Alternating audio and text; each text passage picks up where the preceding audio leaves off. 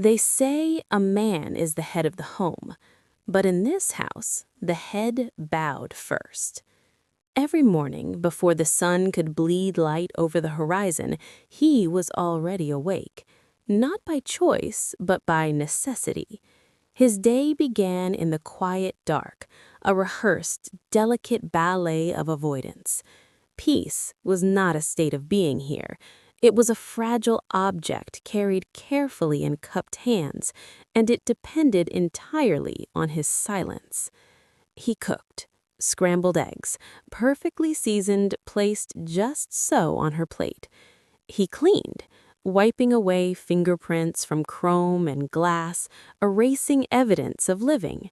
He worked all day under fluorescent lights, his mind already tracing the path back home. And then he came back to work again, not at the office this time, but in the house that had become his courtroom. His second shift, a penance performed in real time. Bruises, the color of storm clouds, hid obediently under long sleeves. Pain, sharp and humming, hid behind quiet smiles offered like apologies for existing. And guilt lived permanently in his chest, a tenant with a lifetime lease, because the woman who hurt him was the woman he loved. She didn't always used to be like this. Once, her laughter was a free thing, unmeasured, unbudgeted, filling rooms without permission.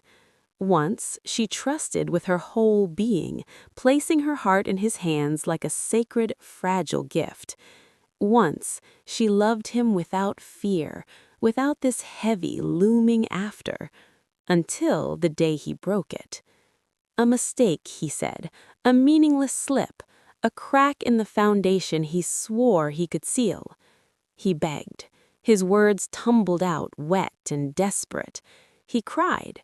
His tears were real, but they were also too late.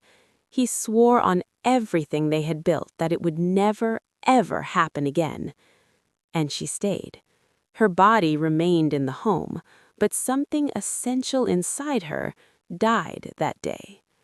The woman who looked at him now saw only a mirror, reflecting back the nights she cried alone on the bathroom floor, the gut punch of humiliation in a crowded room, the precise moment when love curdled into shame.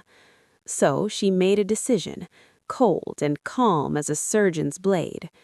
"If I survived you," she told the ghost of her former self, "then you will survive me."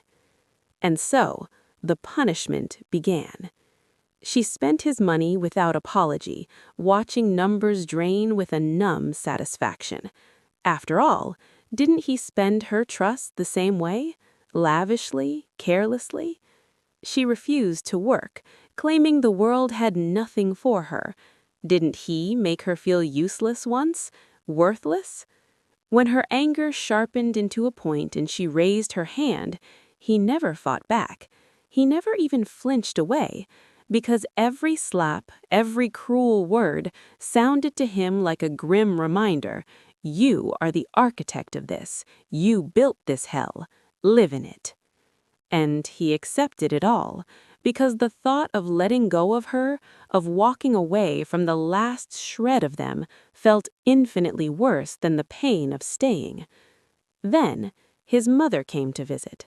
A woman woven from tradition, a woman who believed love should be a soft blanket and marriage a cradle for children. She noticed it immediately. The way her son's shoulders tightened at the sound of her wife's footsteps,